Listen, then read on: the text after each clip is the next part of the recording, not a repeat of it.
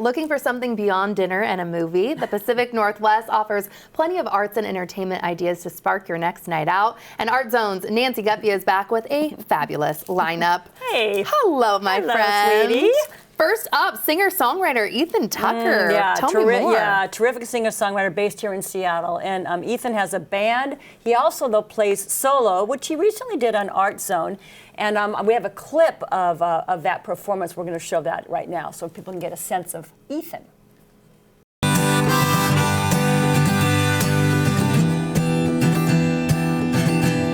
And every moment's like a dream, and this life's a flowing stream of memories, it seems. Yeah, he has got an excellent songwriter, writes really great lyrics, very poetic, often very personal. He has a few shows coming up, including tonight at Taylor Station in Shelton, Washington. If you happen to be in that neighborhood, walk on in. Also, Ethan has one of his original songs. It's called High Time, featured in the Netflix series Ransom Canyon, which is a pretty darn big deal. I don't really know how that came about, but it did come about. So you can check him out on Ransom Canyon as well. So, and you go to his website and you can kind of keep up on all the stuff going on. But he's really good. I'm obsessed with that show. I have not seen it. Oh my gosh. I haven't seen it yet. It's really cute. Is it really good? It's kind of one of those like chick flicks, mindless in the background. I but like chick don't flicks, come at mindless. me. I love it. I like that. Ethan, new fan. Seattle Field Guide is next. Explore nature in the city, a hiking book. Yeah, so spring is upon us. What does that mean? It means getting off of the couch, really getting out into the great outdoors, and the timing for the perfect book, Seattle Field Guide, Explore Nature in the City. So, written by Maria Dolan and Catherine True, both really great local writers.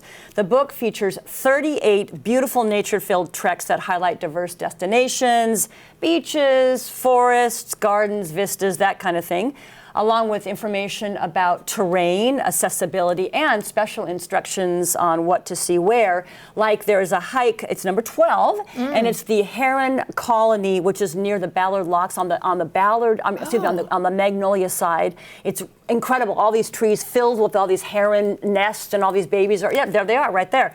So Maria and Catherine are doing some really cool live events, including a talk and guided walk at the downtown Seattle Public Library May 2nd at 2, and a talk and walk at the Seward Park Audubon Center May 16th at 1 o'clock. Those are really fun things to do because you hear about the book and then you also go out with them and kind of see stuff. That is so cool to have a guide there because I tend to always go to the same ones. Rattlesnake, everything's on repeat. I'm very much of a repetitious girl, so that's a good Creature of habit. Yeah. Studio E Gallery in Georgetown is next. Now, Studio E is one of my favorite local galleries. They've partnered with the local nonprofit Forest for the Trees, and they've got a terrific pop-up exhibit. It's at Rail Spur, which is in Pioneer Square.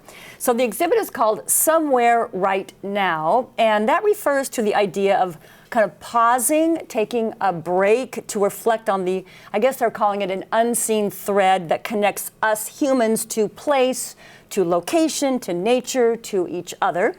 The show features 10 Studio E artists, and the work, I love this. It's large scale because the bigness of a canvas, you kind of get lost in the image. You kind of get immersed in the image. I love that kind of thing when it's in your face, you know? Definitely. So it's a really cool show, and Somewhere Right Now it runs through May 21st. I love that one right there. Oh my Isn't it just great? I mean, it looks almost like a photo, but it's not. It's I've never been to Studio E Gallery in Georgetown. Great. Georgetown's a great little area. I love the neighborhood is fantastic. So many fun things to do down there. So that's a good one. Okay, documentary is next about KEXP DJ Kevin Cole. Yeah, so this is called Radio Heart, The Drive and Times of DJ Kevin Cole. Kevin, there he is a beloved radio legend.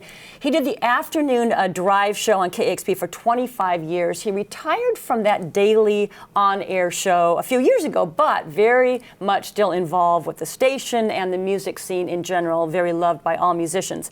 So we've got a little clip from the trailer. We're going to show that right now to kind of give a sense of this. Kevin Cole with you on the afternoon show.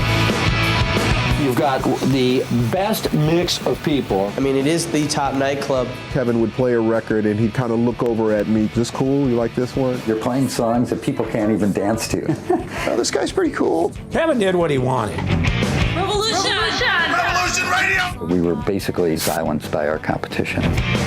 Did you know KXP? Do you listen to KXP? We needed a champion. He opened up the music community so that it could truly be a global experience. Yeah, so Kevin, it's a really great story. Tells his professional story, but Kelly, as you know, more importantly, it tells Kevin's personal story, his struggles, which for me is always what's most compelling about the documentary. So Radio Heart, it officially debuts at this year's Seattle International Film Festival. They have 2 screenings. It's May 12th and 15th.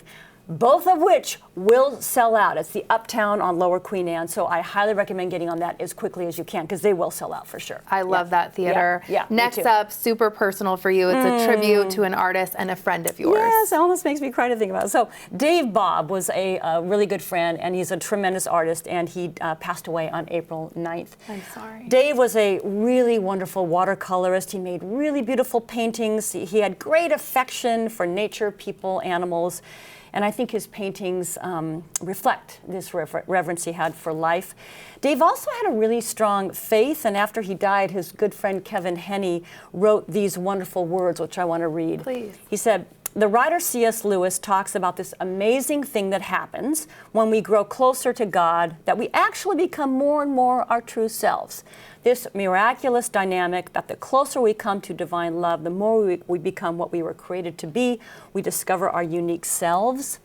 And I think those words really encapsulate Dave's essence. He knew who he was. He was his true self. And I feel so grateful to have known him and to have been friends with him. So he's missed. Yeah. What a beautiful tribute. So really, authentic, genuine, and that work. Oh, his work is beautiful. Incredible. Yes, yeah. Yes. And so where can you see that again?